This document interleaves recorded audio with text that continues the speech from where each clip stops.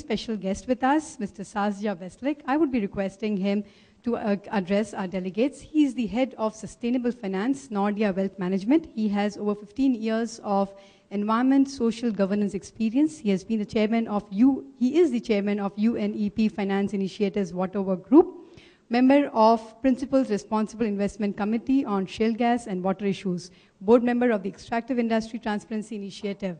And we are really grateful for the PSCI for extending this invitation, for allowing us to have Mr. Sasja Beslik with us. Thank you. To you, sir. Thank you very much.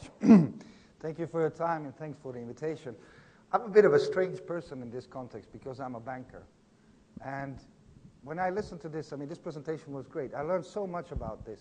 And I'll tell you about what Nordea is. I'm representing the biggest Nordic bank.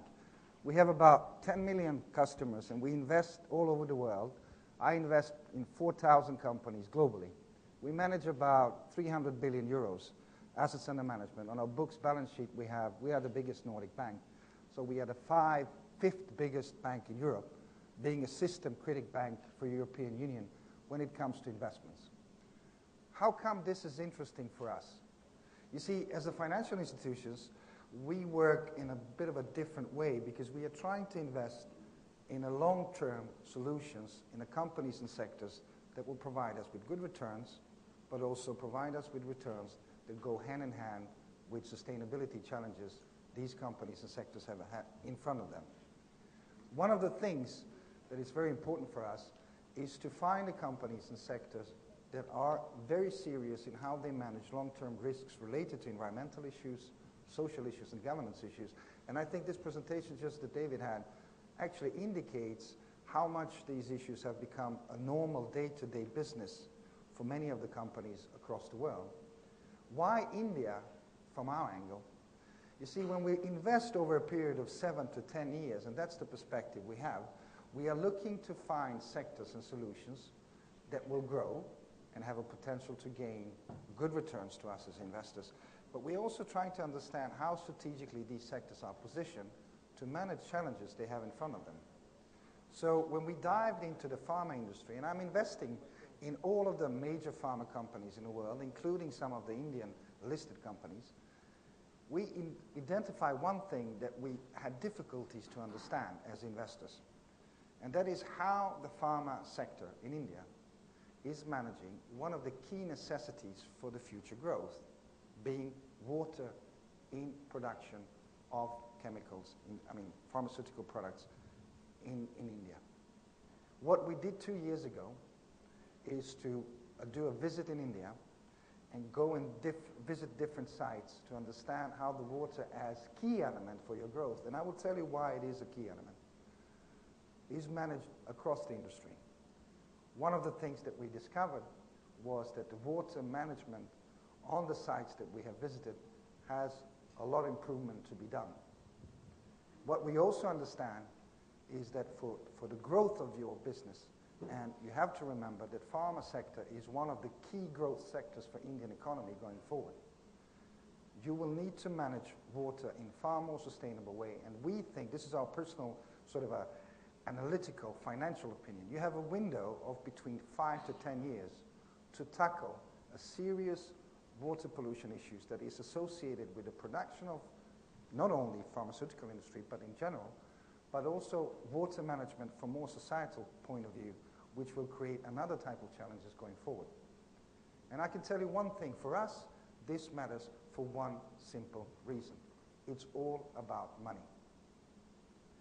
We have seen and identified that the companies managing these issues, water pollution, environmental issues, social issues, governance issues, in the way how they operate their business, on a management level, implementation and follow-up, are better investment opportunities. And the reason why we are so serious about it is that we want to be able to invest in the pharma sector going forward in India, but we won't be investing in it if Indian companies and the big major companies operating in this sector are not managing key necessities. And this is what we call a key necessity for your business, because in this window of opportunity you have 5 to 10 years going forward with the increased demographic changes in India, population growth, but also the business growth that you will foresee going forward. You will need to tackle it, and you can't park the question just aside. The evidence we have on the return side, I've launched a couple of products for my bank about 5 years ago, investing in the companies that are part of the solution when it comes to management of the business, return on investments, discounting models that we have, all of that, and sustainability issues. One of these products that has been a major blockbuster in European Union when it comes to sales, and it has, I think it's approximately $10 billion big, is emerging market product when we invest in the companies on the emerging market, including India, who are best in management when it comes to sustainability and the financial aspects of their operations. The return on investment in that particular product has been 30% per year, and it is basically killed all other emerging markets products. They are not taking into account sustainability issues. So from our angle, this is about money. The message I would like to send and inspire you to do is that we don't see this as a single company issue. What we have realized is this is the industry issue. And the regulators, including the regulators, local regulators, but also FDAs from European Union, from US, and the changing patterns of consumption will put a completely different type of pressure on the companies. And you will need to cooperate in much more constructive manner on how to deal with these issues in a collective way, because it will pose a big financial, but also the business risk going forward. Some of these things that we see is also the change in the patterns of how our clients and customers are requesting us to come up with the information where the medicine is produced, how it's produced, in what sustainable way it is, and also the changes in the regulators on the local markets in European Union and in US, how they view not only the quality of the production, but also environmental impact of production. So from the financial point of view, I think when we look at India, when we look at the pharma industry, a huge potential, a fantastic potential to grow. A lot of interesting things. I've visited India over 15 years so many times. But also some of the challenges that you on a fragmented way can see, oh, but that's not so crucial right now. But if you patch these things on a systematic way, you will get a big monster that is actually parked in your backyard, and you need to deal with it together. And I don't think, and I'm coming back to that, this is not a single company issue. This is an industry issue. And I think that the cooperation that we had with the PSCI and with the members of the PSCI in order to address this and in order to have a dialogue with the pharma companies that we have invested in and are investing in is actually extremely constructive. And it brings us to a point where we can actually see today what you're doing today here in the last 2 days in Beslik, that the things are happening in India, but I think that it needs to be even faster. The speed needs to increase because you have the window of opportunity to deal with it. What you're facing is that increased regulation in the US and the European Union, the lack of management of water issues in India can create a picture and a perception that Indian pharma industry is basically not managing the risks properly. So you may have a risk that the parts of your industry move somewhere else. You need to bear that in mind, because you will not be able to qualify to deliver products to the big customers you have all around the world. So with that, and I know that's a serious message, and I know, but I still think, industry has capacity to do it with the regulators, with the collaboration, but we need to park that question very centrally in what you do. I think it's extremely important. Because I'm a banker, I have one particular question which is not related to this. I've done this exercise in European Union, in Brussels, I've done it in the United Nations, in many different places, and it's always very interesting to see how people react to it. Are you okay to do it? It's just a short exercise. If I ask you for 30 seconds, close your eyes, I'm not going to do any gag, anything. Think about what is the most important thing in your life. 30 seconds, right now, right here. Just close your eyes.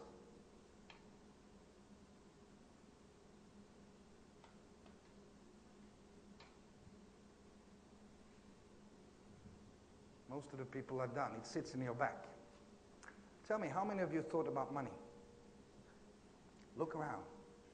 Look around. How many? None. I had once in the United Nations a guy who stood up and said 2 billion, but I didn't count it. You see, this is what it's all about. It's not about money. Your clients think this way. Your investors think this way as well. So bear it in mind when you make decisions that impact zillions when it comes to your business. This is a very important thing. You're senior executives. It's all about people. Thank you very much. I'm sure there are many questions.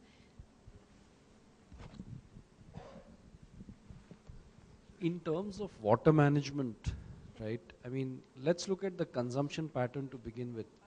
I don't believe, right, and I don't have numbers with me, you probably do, that the pharma industry consumes a lot of water. I mean, we do, but in terms of an overall water management, right, we probably consume a very small percentage of water. And the good news is that many companies in India today have gotten to what is the zero liquid discharge paradigm. Okay, so we are taking in water, of course, but then we ensure that the discharged water has a quality that, you know, is not harmful to the environment at all. So many companies have migrated, you know, into that direction, and I'm sure, you know, over time with awareness and, you know, that responsibility, pharma companies are going to do that. I mean, are you not looking at other industries, you know, where this probably is not being addressed right now? You know, to answer your question, I visited unannounced 2 years ago a lot of sites that are presumably managing water issues in a zero sort of a tolerance level, and our findings look completely different. So from that angle, we have another type of information. There are a lot of sites doing it, but there is also a lot of sites failing to do so in India. And that's why we believe that this is a thing that Indian pharmaceutical industry can improve, and by improving that, strengthening your capacity to grow and attract more capital. Sure. No, that point is well taken. Let me put the question in a different way. Yeah. Suppose the entire pharma industry in India becomes, you know, adopts systems like zero liquid discharge. Will it solve the sustainability problem in India? I don't think. I mean, there are other sustainability problem in India. I don't necessarily think so, because the other industries need to pitch in as well. Yeah, so exactly. You're not alone. No. Yeah, I mean, you probably need. I mean, you know, we probably need to bring in other industries into the fold as well, right? I completely agree, and the sites that we have visited are not being polluted only by farm industry. I agree with that. But what I want to say is that because you are so close to health, that's what you do. There is an interlink between what you sell, how you perceive, and how you manage things. And if you manage to get across the message that in India, pharma sector has taken its role, it's managing its risk, it's doing the water management in a responsible way, that will be seen, and that will also be perceived also as something that actually can bring growth to pharma industry and more investments to it. Okay. We cannot control, I mean, I'm aware of the fact, I cannot go to the pharma industry and say, in this particular site, together with another industry, it's your responsibility. I'm not saying that. But what I'm saying is that you have opportunity to do these things together and actually strengthen your business case. Okay, thank you. I would like to add something. My name is Birgit Skubala from the company Bayer. So we also look at our suppliers. We use the PESHI audit protocol. And we recognize that there is increasing use of the zero liquid discharge facilities, but I think water pollution can also come from other areas. So what we also have seen very often is that hazardous chemicals are often not contained by secondary containments. So you also have a possibility to pollute the environment, yeah? So it's not only that, yeah? Zero liquid discharge also has to be carried out properly, yeah? So we also ask, what happens with the sludge? Where does that go? It sometimes does not go to incineration. It also does not often go to co-processing, but to somewhere else. To my point of view, there is still a lot of room for improvement here, yeah? So we see that you're on the right way, but we're not, let's say, there that we have no discharge, because if we look around, there are things in the environment. We find pharmaceuticals in the environment here. And to my point of view, this is not due to excretion of people. That's not coming from only human use. This is also coming from the activities here. Thank you. Thanks.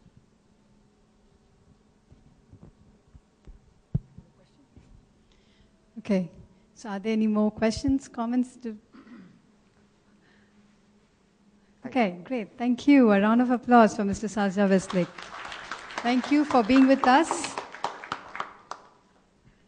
And with this, I'll be also requesting some of our participants today to, I'll be inviting them. It's going to be a little taking them off guard because I've not informed them, but I'll be inviting them to felicitate the tree plantation certificate to our speakers and our guest of honors.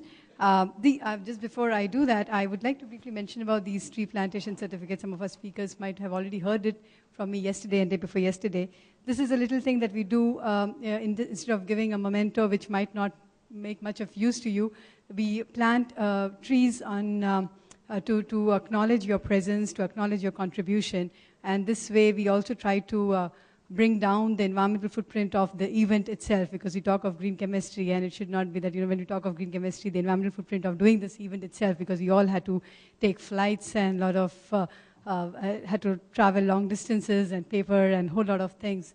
So I want to ensure that the environmental footprint of this initiative is also retained. So in this entire 1 week, by felicitating these certificates to our speakers, we have planted about 500, and actually the count is today 530, including the one-on-one meetings, 530 trees. So that's a little our contribution.